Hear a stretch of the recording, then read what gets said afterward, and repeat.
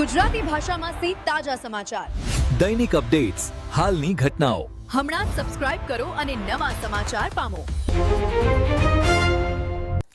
Babur Shivam petrol pump પર diesel મુદ્દે ખેડૂતોમાં રોષ. બેરલ દીઠ ₹500 કમિશનના આક્ષેપ વચ્ચે ફાયર સેફટીના સાધનોના અભાવની પણ ચર્ચા. વાવથરા જિલ્લાના બાબર ખાતે આવેલા શિવમ પેટ્રોલ પંપ પર ખેડૂતોને પૂરતું ડીઝલ ન મળતા ભારે રોષનો માહોલ સર્જાયો છે. ખેતી અને સિંચાઈ માટે મહત્વના સમયમાં ખેડૂતોને ડીઝલ માટે લાંબી રાહ જોવી પડી રહી હોવાનું સામે આવ્યું છે અને ખેડૂતોનો આક્ષેપ છે કે સામાન્ય રીતે ડીઝલ મર્યાદિત આપવામાં આવે છે, જ્યારે બેરલમાં ડીઝલ લેવા માટે અલગથી રૂપિયા વસૂલવામાં આવી રહ્યા છે.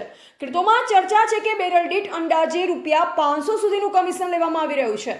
આક્ષેપો મુજબ સામાન્ય ખેડૂતોને ડીઝલ ખૂટી ગયું કહી પરત મોકલવામાં આવે છે, જ્યારે કેટલાક લોકોને સરળતાથી ડીઝલ મળી રહે છે, જે કારણે ખેડૂતોમાં ભારે અસંતોષ ફેલાયો છે.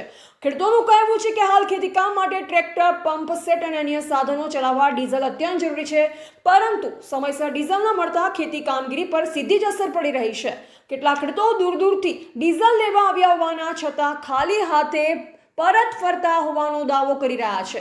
આ સમગ્ર મામલે વધુ એક ગંભીર મુદ્દો સામે આવ્યો છે. સ્થાનિકોના જણાવ્યા મુજબ પેટ્રોલ પંપ પર પૂરતા ફાયર સેફટી સાધનોનો પણ અભાવ જોવા મળ્યો હોવાનું ચર્ચાઈ રહ્યું છે. પેટ્રોલ અને ડીઝલ જેવા જ્વલનશીલ પદાર્થોના સંગ્રહ અને વેચાણ વચ્ચે જો આગ જેવી આકસ્મિક ઘટના બને તો મોટી દુર્ઘટના સર્જાઈ શકે તેવી ભીતિ વ્યક્ત કરવામાં આવી રહી છે. છતાં સુરક્ષા વ્યવસ્થામાં બેદરકારી હોવાના આક્ષેપો હવે ચર્ચાનો વિષય બન્યા છે. સ્થાનિકોમાં સવાલ ઉઠી રહ્યા છે કે જો પેટ્રોલ પંપ પર સુરક્ષાના નિયમોની યોગ્ય પાલના થતી હોય તો ફાયર સેફટીના સાધનોનો અભાવ કેમ જોવા મળે છે, અને જો કમિશન તથા ગેરરીતિના આક્ષેપો વચ્ચે સુરક્ષામાં પણ બેદરકારી હોય તો જવાબદાર તંત્ર શું કાર્યવાહી કરશે? ખેડૂતોને સ્થાનિકોએ સમગ્ર મામલે તપાસ કરી જવાબદારો સામે કડક કાર્યવાહી કરવાની માંગ ઉઠાવી છે. સાથે જ પેટ્રોલ પંપ પર ફાયર સેફટી સહિતના નિયમનું કડક પાલન કરવા તંત્ર તાત્કાલિક પગલાં ભરે તેવી માંગ પણ કરવામાં આવી રહી છે. એવા રાણાભાઈ પારેગી, વાવથરા. મારું નામ પટેલ રામજીભાઈ પાંચાભાઈ, હું ગામ ચારંડાનો વતની છું. અમને બપોરે 3 વાગે ફોન કરીને બોલાવેલા કે તમે ડીઝલ લઈ જાઓ. અમે 6 વાગે સાંજે અહીંયા આવી ગયા. આવીને અમને કે 5 મિનિટ તમે બેસો. વળી અમે બેઠા, વળી આશ્વાસન કલાક પછી કીધું તમે બેસો. 12 વાગ્યા સુધી અમને બેસાડી રાખ્યા.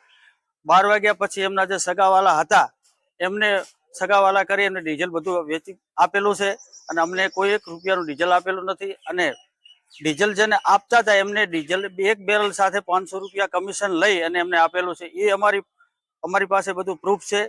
અને આ પેટ્રોલ પંપ માર્કેટ સામે આવેલો છે. શિવમ પેટ્રોલિયમ પંપ છે. અને એમને કેટલો પેટ્રોલ આપેલો?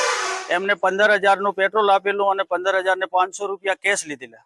₹500 કમિશન પેટે લીધા. અને જે વેચાણ કરનાર રાતે જે હતા એ દેસાઈ ચહેરાભાઈ હતા. એ એમની મનમાની ચલાવી અને જે વિતરણ કરતા હતા અમનું કોઈ પણ સાંભળતા નતા. પછી રાત્રે પાણીનું પીવાનું અમે કીધું અમે તરસા થયા છે, પાણી અમને પીવડાવો. તો કે અમારી પાસે પાણી નથી અને જો તમારે બીજી વાર આવવું હોય તો આવજો, નહીં આવો તો ચાલશે, એવી અમારે તમારી કોઈની જરૂર નથી. અભદ્ર ભાષણ મારી સાથે કરેલું છે. તમે ખેડૂત છો? અને હું ખેડૂત છું, ખાતેદાર છું. અત્યારે તમારે શાના માટે પેટ્રોલ? અમારે સાહેબ અત્યારે ઉનાળુ ખેતર ખેડ કરવા માટે, ખેડીને ચોમાસું વાવેતર કરવા માટે.